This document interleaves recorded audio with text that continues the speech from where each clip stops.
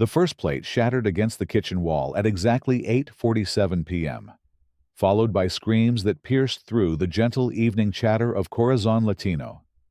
Maria Santos froze mid-sentence, her fork suspended over steaming arroz con pollo, as black-clad figures burst through the restaurant's front door.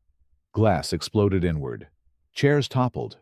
The warm, amber lighting that had made the small establishment feel like home suddenly seemed harsh and unforgiving under the glare of tactical flashlights. Everyone on the ground now. The commanding voice cut through the chaos like a blade. Diners dropped to their knees, children crying, elderly couples clutching each other with trembling hands. The scent of garlic and cilantro was overwhelmed by the acrid smell of fear and something else, something metallic and dangerous. In the kitchen, Chef Ricardo Morales looked up from the sizzling pan where he'd been preparing his grandmother's mole recipe, the same one that had fed this neighborhood for 3 generations. His weathered hands, stained with spices and stories, slowly raised above his head as boots thundered toward him. He didn't understand yet. None of them did. They couldn't comprehend how a Tuesday evening that had begun with laughter and the promise of good food could transform so quickly into a nightmare. But Karen Mitchell had been planning this moment for exactly 4 hours and 13 minutes. Earlier that day, the sun had painted Maple Street in golden hues, and Corazon Latino had been what it always was, a beacon of warmth in the heart of Riverside Heights. The small restaurant occupied the corner of a tree-lined block where families had raised children and grandparents had rocked on porches for decades. Ricardo had inherited the space from his grandmother, Elena, whose portrait still watched over the dining room with knowing eyes and a gentle smile. The lunch rush had been typical for a Tuesday. Office workers grabbed quick empanadas, students lingered over café con leche while studying, and Mrs. Chen from the flower shop next door stopped by for her usual tres leches cake. Ricardo moved through his domain with the grace of a man who had found his calling. Every dish that left his kitchen carried a piece of his heritage, a story passed down through generations of women who had stirred love into their cooking pots. 2 more tacos al pastor, extra pineapple, called out Sophia, his daughter and the restaurant's only full-time server. At 22, she had her father's warm eyes and her grandmother's fierce spirit. She dreamed of culinary school, but couldn't bear to leave the family business that had become the neighborhood's heartbeat. Ricardo smiled, wiping his hands on his apron. The one Elena had embroidered with tiny peppers and the words Cocinero del Corazón, chef of the heart. He'd worn it every day for 15 years, through good times and lean times, through community celebrations and quiet Tuesday afternoons like this one. The bell above the door chimed, and Karen Mitchell entered like a storm cloud on a clear day. She was 43, impeccably dressed in designer athleisure that probably cost more than Ricardo made in a week. Her blonde hair was pulled back in a ponytail so tight it seemed to stretch her face into a permanent expression of displeasure.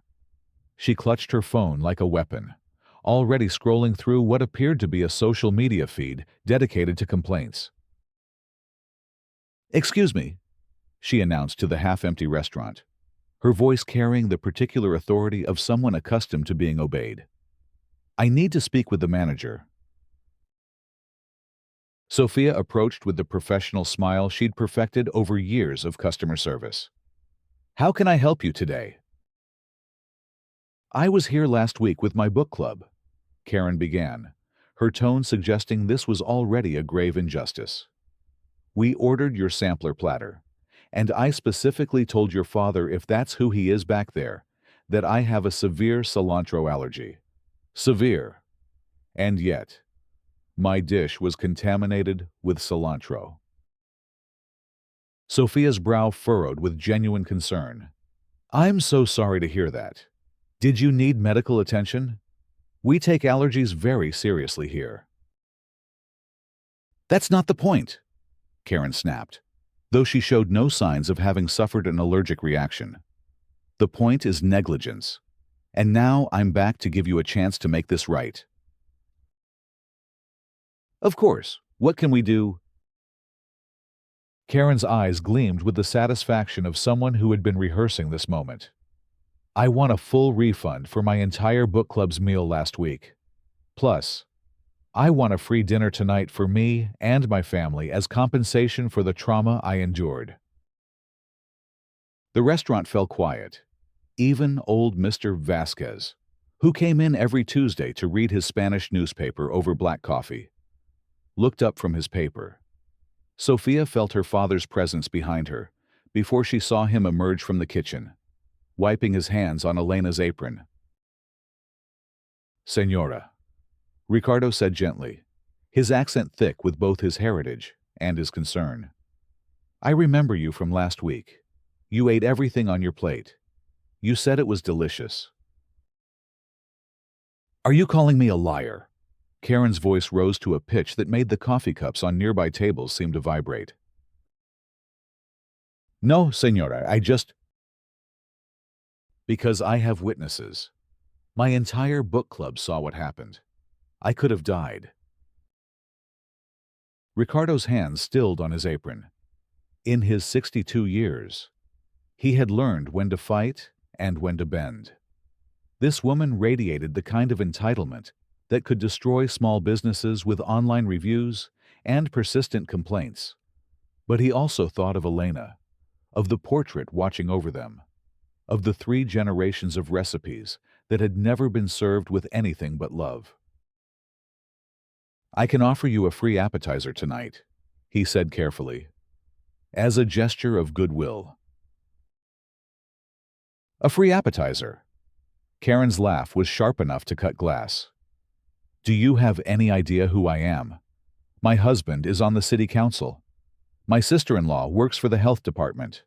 A free appetizer is insulting. Sophia stepped forward, her young voice trembling slightly, but determined.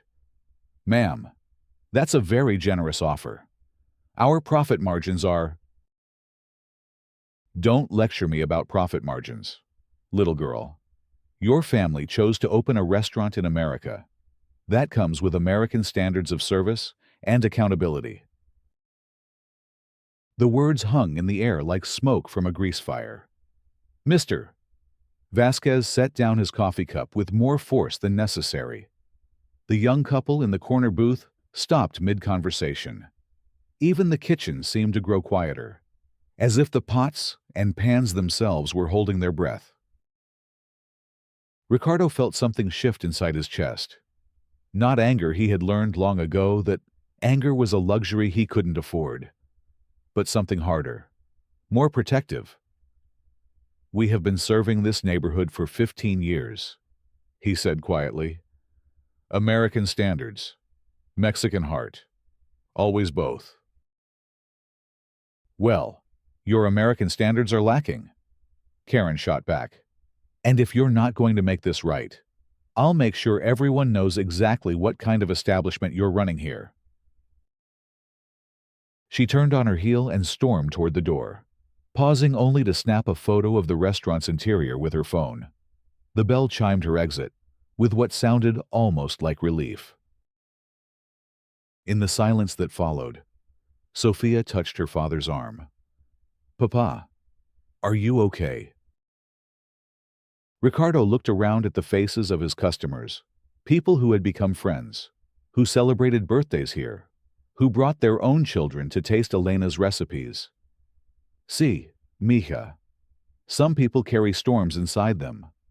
We just have to weather them. But Karen Mitchell wasn't finished with her storm. She sat in her pristine white SUV in the restaurant's parking lot, engine running, air conditioning blasting away the humid August evening.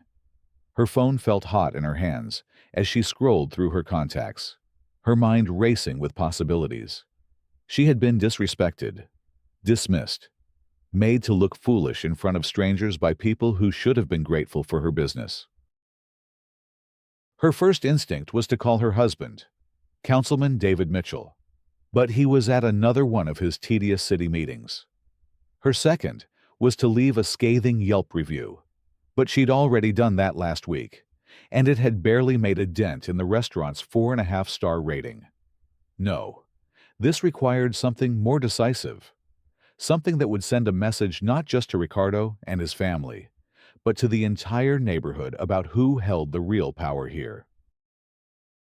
She thought about the kitchen she'd glimpsed through the service window, the organized chaos of a busy restaurant, the large pots, the industrial equipment, the way Ricardo and his staff moved with such purpose and precision. To her eyes, trained by years of crime dramas and news reports about terrorism, it looked suspicious, foreign, dangerous. Karen's finger hovered over the 9 on her phone's keypad. She thought about the way Ricardo had looked at her, with what she interpreted as defiance rather than confusion. The way he'd spoken in Spanish to Sofia when he thought Karen couldn't understand. Estas personas no entienden nuestro amor. These people don't understand our love. To Karen's ears, uninformed by context or compassion, it had sounded like a secret code. Her finger pressed down. 1.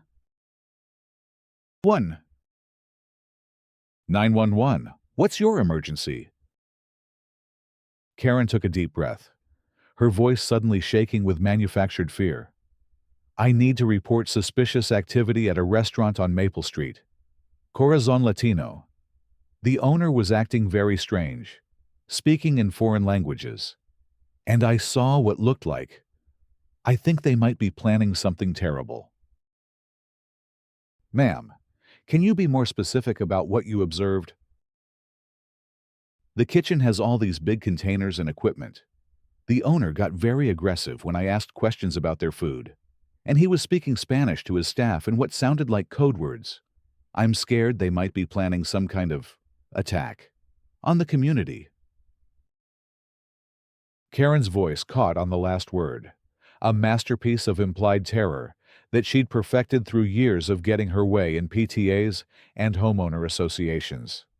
She provided the restaurant's address, her own name and contact information, and a detailed description of Ricardo that emphasized his foreign appearance and hostile demeanor. By the time she hung up, Karen felt a sense of satisfaction spreading through her chest like warm honey. Finally, someone would take her seriously. Finally, that arrogant man would learn what happened when you disrespected someone of her standing in the community. She drove home to her gated subdivision, humming softly to herself, already planning the social media post she would write about the dangerous situation she had heroically reported to authorities. Back at Corazon Latino, the evening shift continued its gentle rhythm. Ricardo prepared his grandmother's mole with the reverence of a man performing a sacred ritual. Each ingredient was blessed with memory, the chocolate that Elena had taught him to bloom with cinnamon, the chilies she had shown him how to char, just until their skins blistered like old leather, the almonds ground fine as powder and patient as prayer. Sofia served tables with the easy grace of someone who had grown up in the restaurant business, remembering each customer's preferences, asking about their families, treating every interaction as a small gift.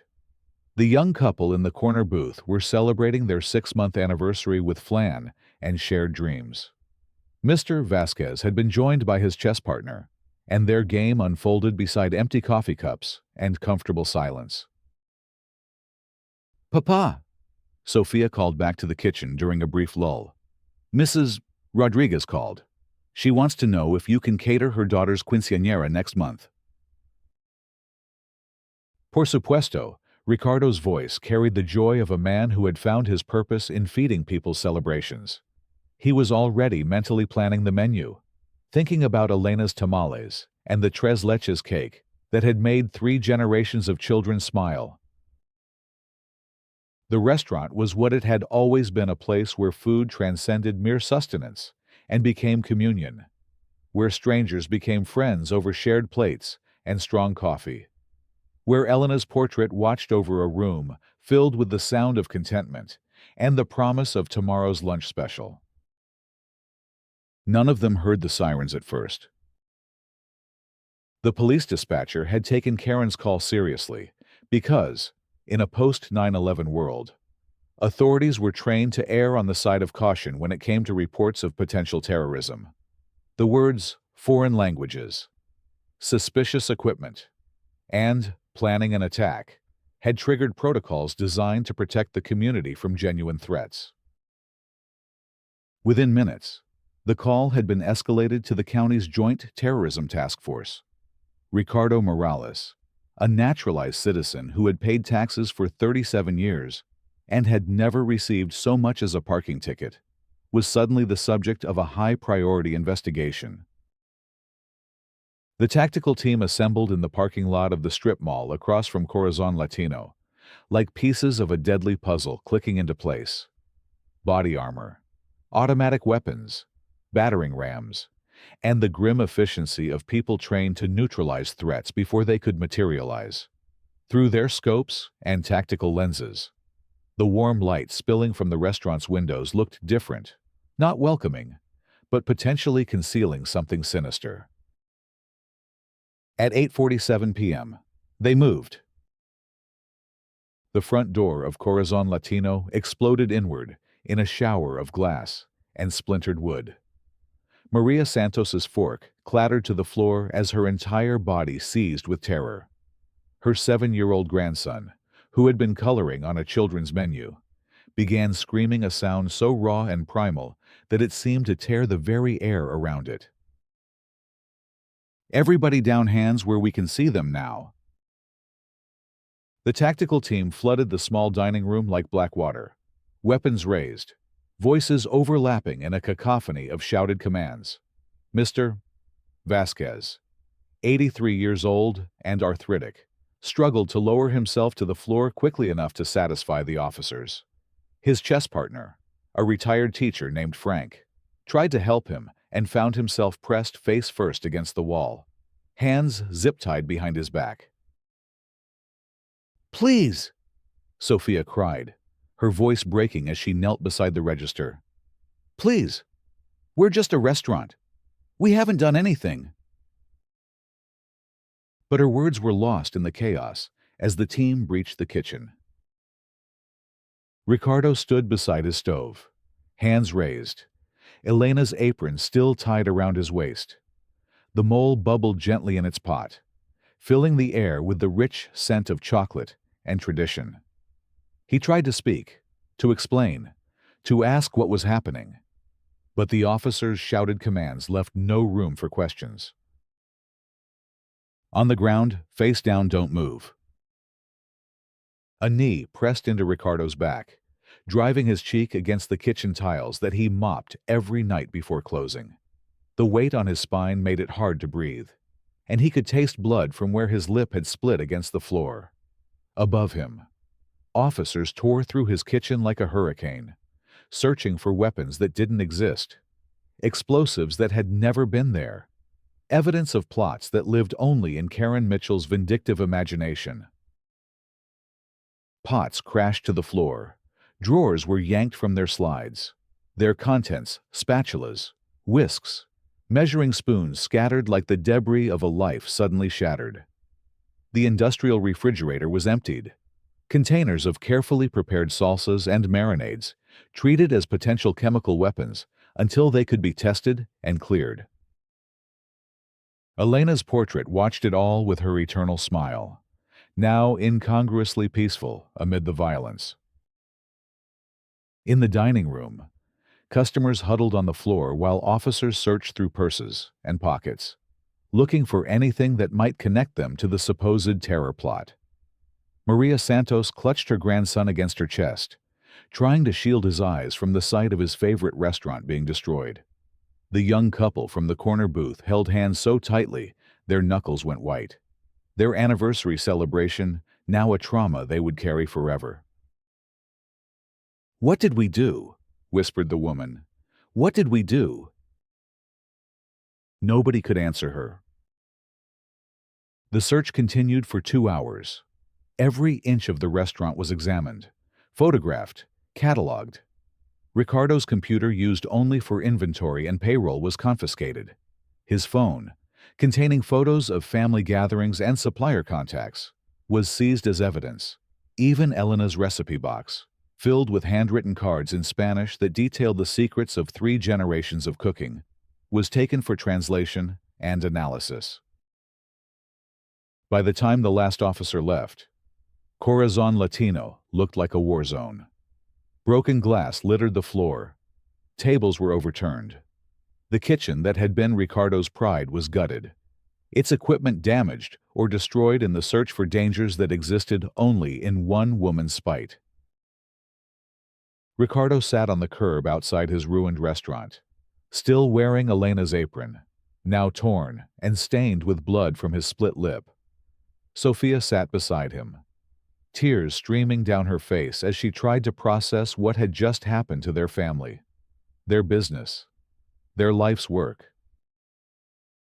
"Why?" she asked, though she didn't expect an answer. "Why would someone do this to us?" Ricardo stared at the broken windows of his restaurant, at the yellow police tape that now cordoned off his dreams like a crime scene. "I don't know. Mija, I don't know." But across town, in her pristine living room with its white furniture and carefully arranged throw pillows, Karen Mitchell was already crafting her social media post about the terrorist threat she had bravely reported to authorities. She included a selfie with police cars visible in the background through her window, captioned, "Proud to keep our community safe. If you see something, say something. Community watch. Safety, Jeechers Patriot." The post went viral within hours. By morning, the story had been picked up by local news outlets hungry for content in the slow summer news cycle. The headlines painted a picture of a community narrowly saved from disaster by the vigilance of a concerned citizen. Karen gave interviews from her front porch, always careful to mention her husband's position on the city council and her family's deep roots in Riverside Heights. "I just thank God I trusted my instincts," she told Channel 7's morning show host. "You never know what people are planning behind closed doors. Sometimes you have to be willing to speak up, even when it's uncomfortable." The reporter nodded solemnly. "And what made you initially suspicious of this particular establishment?" Karen's face arranged itself into an expression of grave concern. "Well, I had been a customer there before, and the owner's behavior was just off. Very secretive, very defensive when asked simple questions. And the way he spoke to his staff in foreign languages during busy times, it just felt like they were coordinating something that wasn't meant for customer ears." She never mentioned the free meal she had demanded. She never spoke of feeling disrespected or dismissed. In her version of events, she was a concerned neighbor who had noticed warning signs and had courageously acted to protect her community. The story spread through social media like wildfire. Riverside Heights residents who had never set foot in Corazon Latino suddenly had strong opinions about the dangerous foreign establishment in their midst. The restaurant's phone rang constantly with threatening calls. Someone spray-painted "terrorist" across the boarded-up windows in red letters that looked like blood in the morning light. Ricardo and Sofia watched it all unfold from the cramped apartment above the restaurant, where 3 generations of their family had lived. The space that had once smelled like cumin and cilantro now reeked of smoke damage and broken dreams. Their insurance company was investigating the claim, a process that could take months while legal bills mounted and their savings dwindled. "We could move," Sofia said one morning over instant coffee, the only beverage they could afford now that the restaurant's income had disappeared overnight. "Start over somewhere else." Ricardo looked out the window at the street where he had built his life. Mrs. Chen from the flower shop had been one of the few neighbors to visit after the raid, bringing homemade soup and quiet solidarity. She had hugged him at the door and whispered, "This is not who we are. This is not who we want to be." But others crossed the street to avoid walking past the boarded-up restaurant. Parents pulled their children closer when they saw Ricardo at the grocery store. A lifetime of belonging had been erased in one night of manufactured terror. "This is home, Mija," he said finally. "Elena's spirit is here. Our memories are here. We don't run."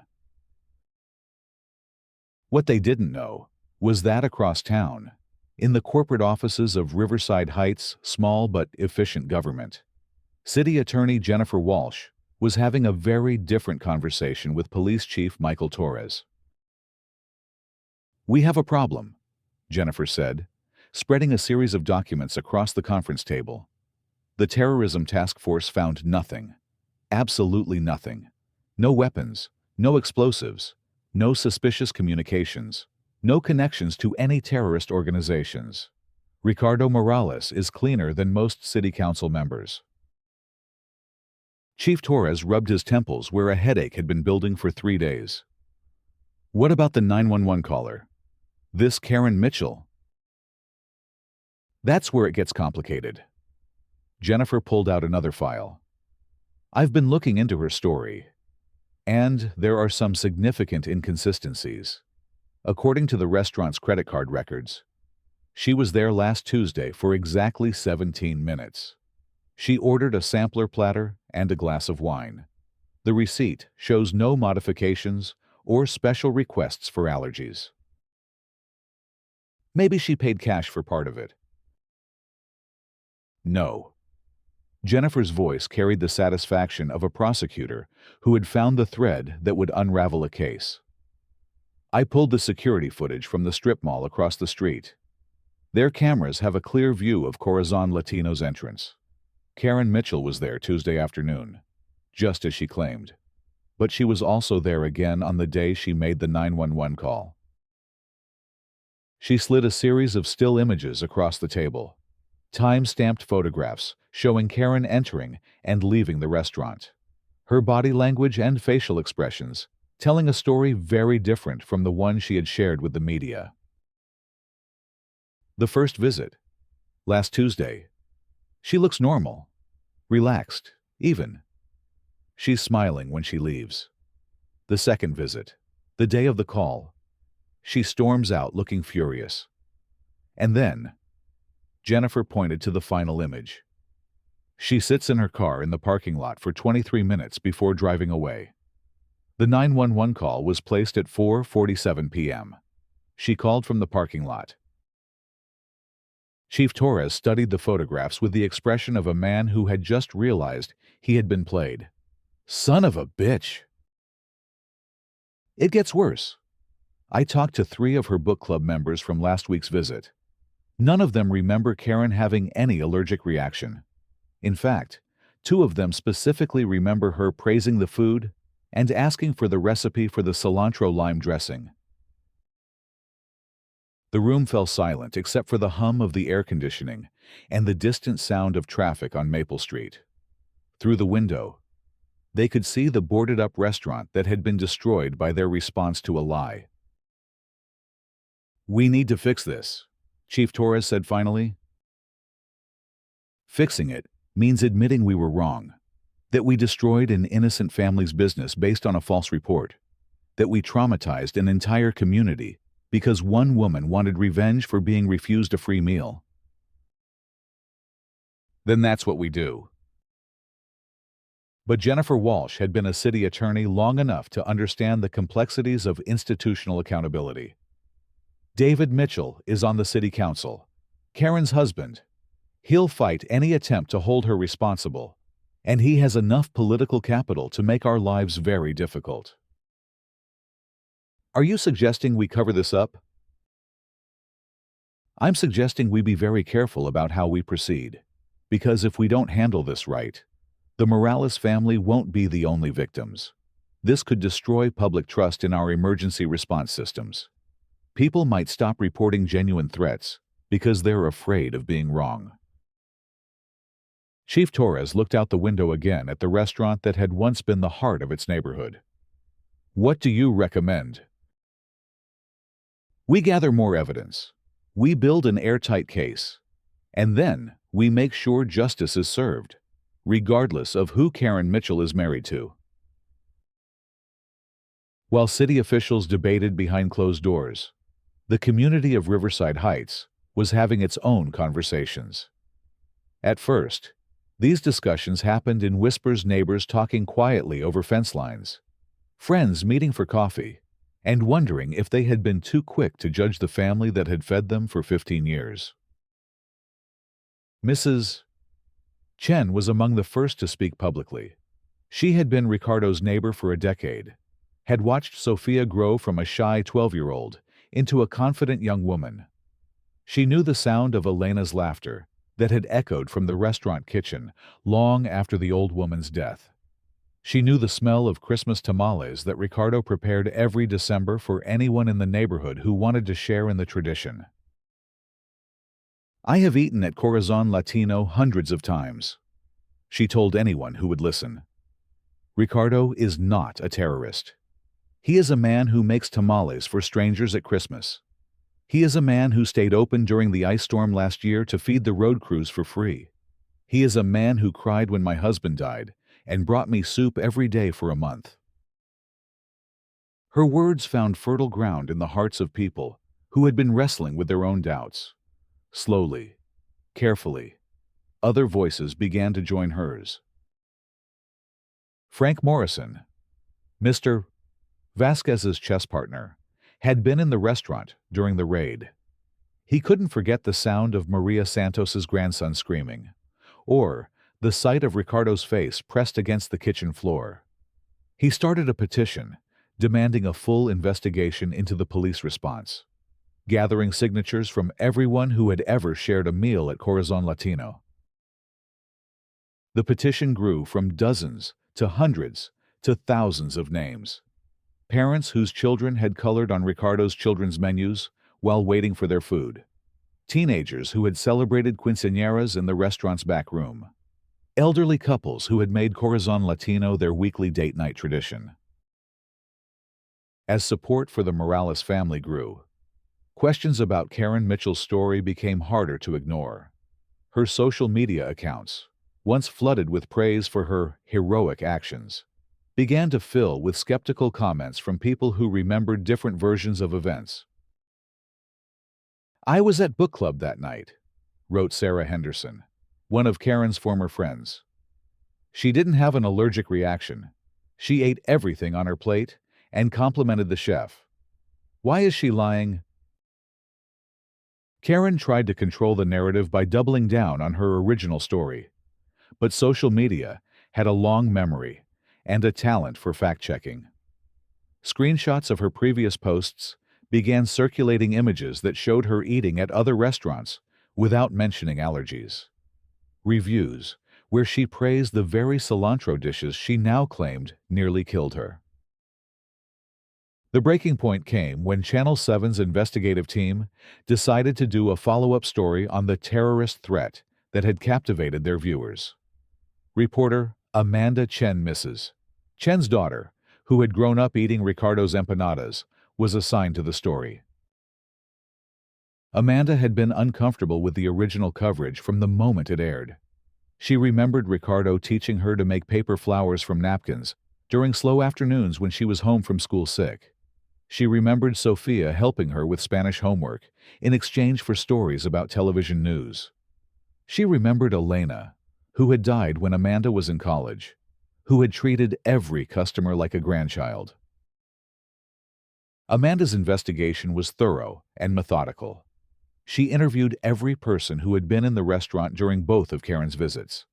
She obtained the security footage that showed Karen's calm exit the first time and her furious departure the second. She found the credit card receipts that contradicted Karen's story about special allergy accommodations. She spoke with medical professionals about the symptoms Karen claimed to have experienced and the timeline she had provided. Most damning of all, she discovered that Karen had made similar complaints at 4 other restaurants in the past 2 years, always demanding free meals as compensation for alleged food poisoning or allergic reactions, always threatening negative reviews and regulatory complaints when her demands were refused. This appears to be a pattern of behavior, Amanda reported during the evening news broadcast 3 weeks after the raid. Karen Mitchell has a documented history of making unfounded complaints against local restaurants when she doesn't get what she wants. In this case, her demand for free food led to a false 911 call that destroyed an innocent family's business and traumatized an entire community. The story included an interview with Ricardo and Sophia, conducted in the ruins of their restaurant. Ricardo sat in a broken chair beside his damaged stove, Elena's torn apron still draped over his arm like a flag of surrender. "I keep asking myself what I did wrong," he said, his voice barely above a whisper. "I have lived in this country for 37 years. I have paid my taxes, followed every law, treated every customer with respect. And in one night, it was all gone. Because one person decided to lie." Sophia, her young face aged by stress and sleepless nights, added, "We're not asking for pity. We're asking for truth. We're asking for justice. We're asking for our community to remember who we really are." The broadcast was a watershed moment. Public opinion, which had been slowly shifting in favor of the Morales family, now turned decisively against Karen Mitchell. Her social media accounts were flooded with angry comments.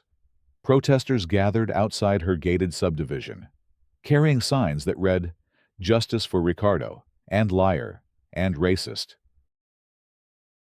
Karen's response was to double down once again, claiming that she was now the victim of a smear campaign orchestrated by people who wanted to protect dangerous elements in the community. She hired a publicist and gave interviews on right-wing talk radio shows, portraying herself as a patriotic American being persecuted for trying to keep her neighbors safe. But the evidence against her was overwhelming, and even her husband David was beginning to distance himself from her story. The city council met in emergency session to discuss the situation, and David Mitchell, facing calls for his resignation, announced that he would be taking a leave of absence to focus on family matters. The breaking point came during a packed city council meeting 6 weeks after the raid. The community center was filled beyond capacity, with overflow crowds watching from the parking lot on screens set up by local volunteers. Ricardo and Sophia sat in the front row, flanked by neighbors and customers and friends who had rallied to their defense. Karen Mitchell entered the building like a celebrity arriving at a premiere, flanked by security guards her husband had hired to protect her from the growing anger in the community. She wore designer clothes and perfect makeup, her blonde hair styled as if she were about to appear on television, which, in a sense, she was. Multiple news outlets were covering the meeting live. The council chambers fell silent as she approached the podium to address the crowd. Every eye in the room was focused on her, every phone camera recording her words for posterity and social media. "I stand by every word I said that night," Karen began, her voice carrying the practiced authority of someone accustomed to controlling rooms full of people. "I saw suspicious activity, and I reported it. That's what responsible citizens do. If that makes me unpopular, so be it. I'd rather be unpopular than dead." A murmur of discontent rippled through the crowd, but she continued. "This restaurant has been a gathering place for people who don't share our values, who don't respect our way of life. I've seen groups meeting there late at night, speaking in foreign languages, planning who knows what. The fact that no weapons were found doesn't mean no threat existed. Sometimes you have to read between the lines." The murmur grew louder, angrier. Someone in the back shouted, "Liar!" But Karen pressed on. I'm not going to apologize for protecting my community. I'm not going to be silenced by people who would rather virtue signal than face hard truths about the dangers we face in today's world. And I'm certainly not going to be intimidated by a mob that wants to destroy me for doing the right thing. She stepped back from the podium with the satisfaction of someone who believed she had delivered a decisive blow. The room was silent for a long moment, the kind of silence that precedes earthquakes. Then Ricardo Morales stood up. He walked to the podium slowly, his weathered hands trembling slightly as he adjusted the microphone. He wore Elena's apron, carefully mended and washed, over a simple white shirt. At 62, he looked older than his years, worn down by weeks of stress and public humiliation. But his voice, when he spoke, was steady and clear. "My name is Ricardo Morales," he began. "I am a citizen of the United States of America. I have been a citizen for 25 years. Before that, I was a legal resident for 12 years. I came here from Mexico when I was 23 years old, with nothing but hope and my grandmother's recipes." He paused, looking out at the faces in the crowd, some supportive, some skeptical, all listening. "I opened Corazon Latino 15 years ago to share my culture with my new community, to feed people, to bring families together over good food and honest prices. In 15 years, we never had a single health code violation, never had a single complaint to the Better Business Bureau, never had a single problem with anyone until Mrs. Mitchell decided she deserved free food." Karen shifted uncomfortably in her seat, her lawyer whispering urgently in her ear. "Mrs. Mitchell says we were planning something dangerous. She says we were speaking in code. I want everyone here to know what we were really talking about that day." Ricardo's voice grew stronger, more passionate. "We were talking about love.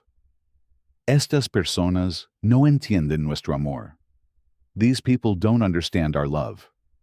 We were talking about how sad it makes us when people see our culture as something to fear instead of something to celebrate." He looked directly at Karen. "Mrs. Mitchell, you say you saw suspicious activity. You saw a family working 16 hours a day to build something good.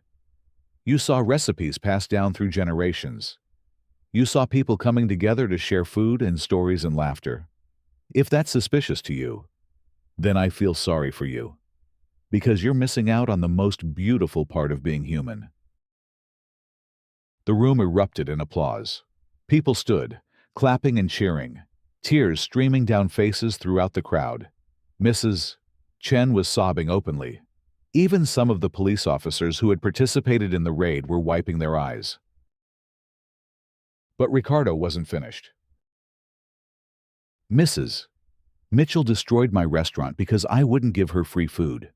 She called me a terrorist because I said no to her demands. She traumatized my daughter, my customers, my community, because her pride was hurt. That's not patriotism. That's not keeping anyone safe. That's just cruelty." He took a shaky breath. "I don't want revenge. I don't want to hurt Mrs. Mitchell the way she hurt us. I just want justice. I want her to tell the truth. I want her to admit what she did and why she did it. And I want our community to remember that we're better than this. We're better than fear and hate and lies." Ricardo stepped back from the podium to thunderous applause that lasted for nearly 5 minutes. When the room finally quieted, Mayor Patricia Wilson called for a recess so that the city attorney could present her findings.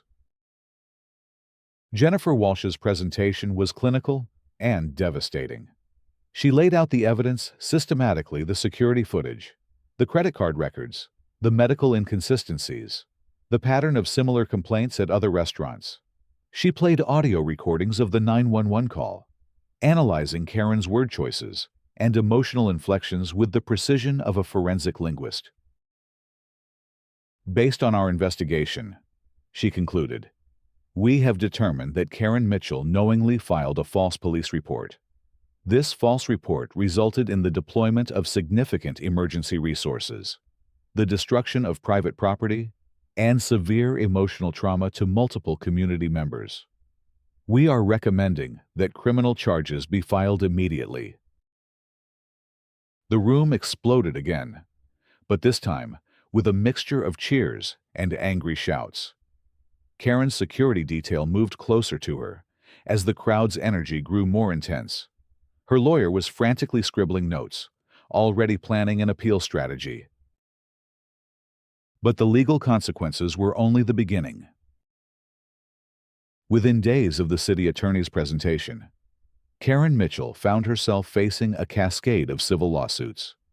Ricardo and Sophia sued for the destruction of their business, seeking damages that included lost income, property damage, and emotional distress.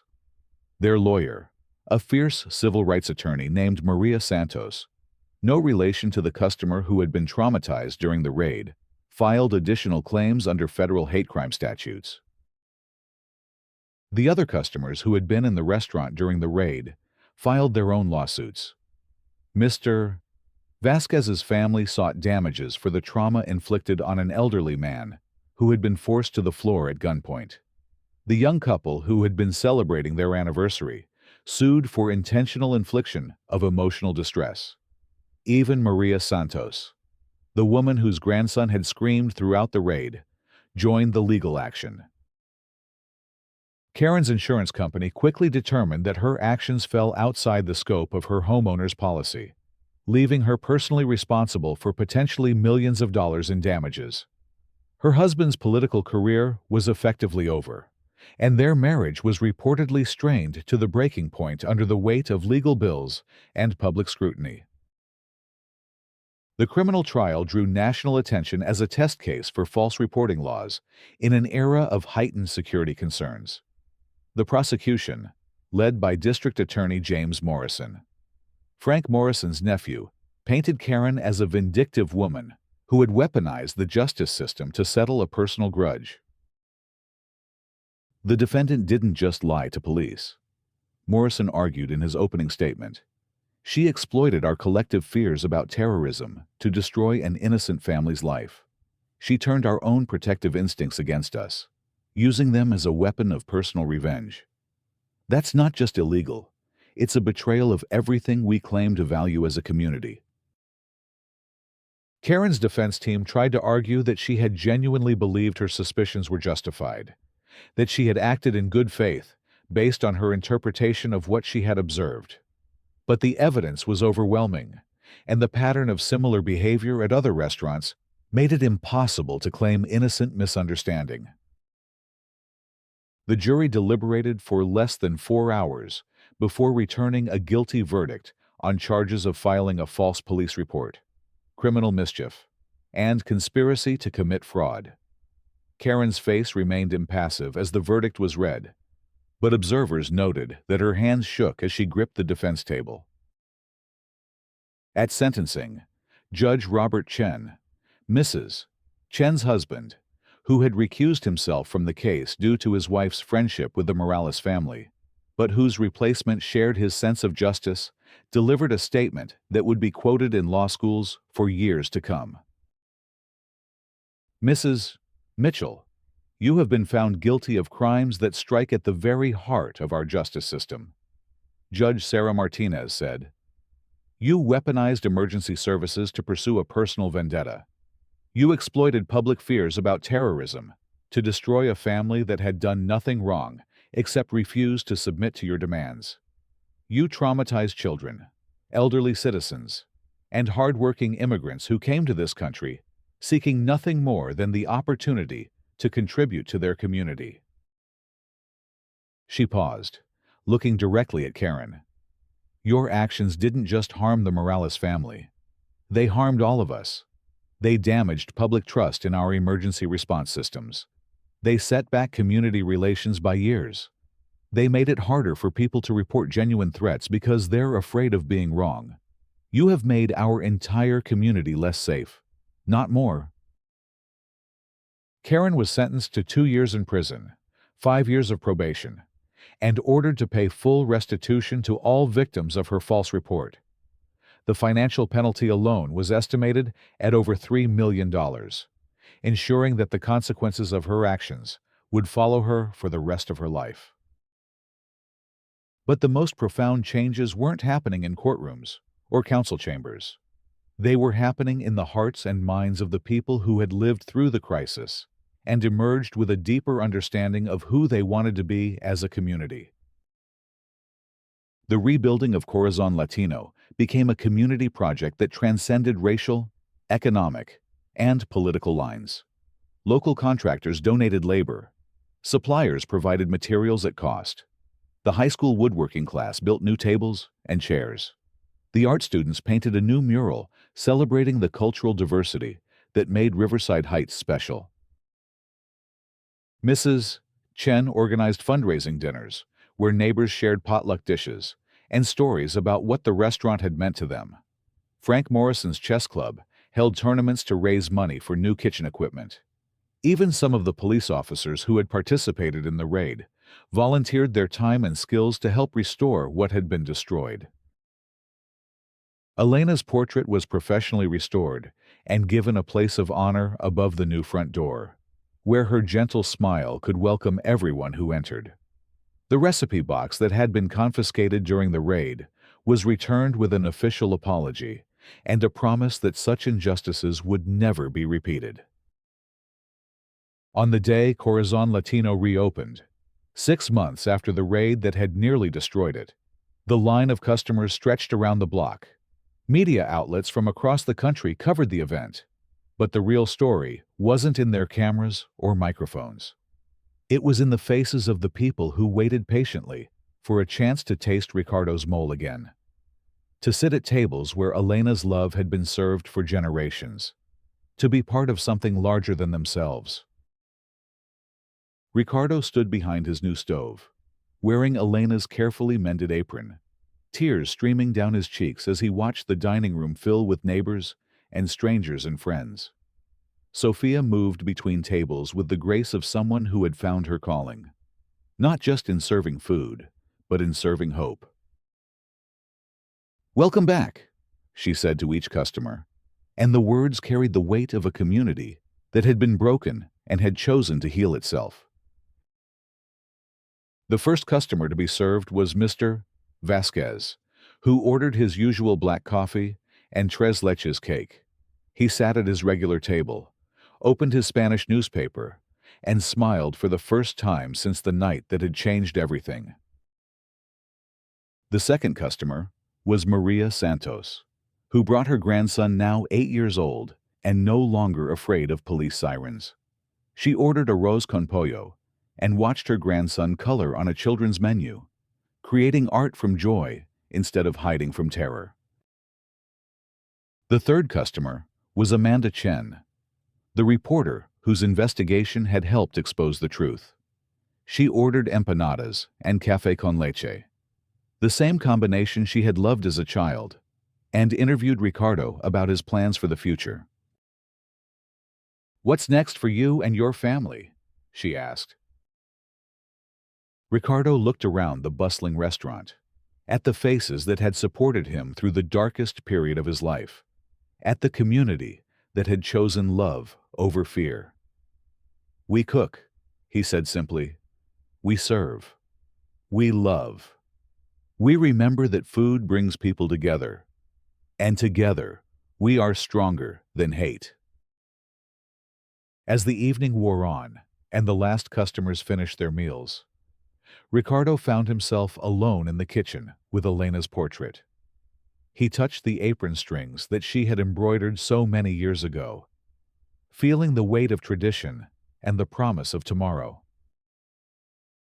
"Mira, abuela," he whispered to her gentle smile. "We survived. We're still here. We're still cooking with love." Outside, Maple Street settled into its familiar evening rhythm. Porch lights flickered on. Families gathered for dinner. Children played in yards while their parents watered gardens and checked mailboxes. The neighborhood looked the same as it had before Karen Mitchell's false call had shattered its peace. But it was fundamentally changed. The community had learned that safety didn't come from suspicion and fear, but from knowing and caring for one another. They had learned that true patriotism meant protecting the vulnerable, not attacking the different. They had learned that a lie could destroy lives, but the truth, when finally revealed, could heal hearts and build bridges. And in the kitchen of Corazon Latino, where Elena's recipes continued to feed hope and love to anyone who needed nourishment. The mole simmered gently on the stove, rich with chocolate and tradition, patient as prayer, and blessed with the understanding that some things are worth fighting for, worth rebuilding, worth preserving for the generations yet to come. The last light in the restaurant went out just after midnight, but its warmth lingered in the hearts of everyone who had been part of its destruction and rebirth. Tomorrow, there would be more customers to serve, more stories to share, more proof that love is stronger than hate, that truth outlasts lies, and that a community united can overcome any storm. Even storms that wear designer clothes and carry smartphones loaded with 911.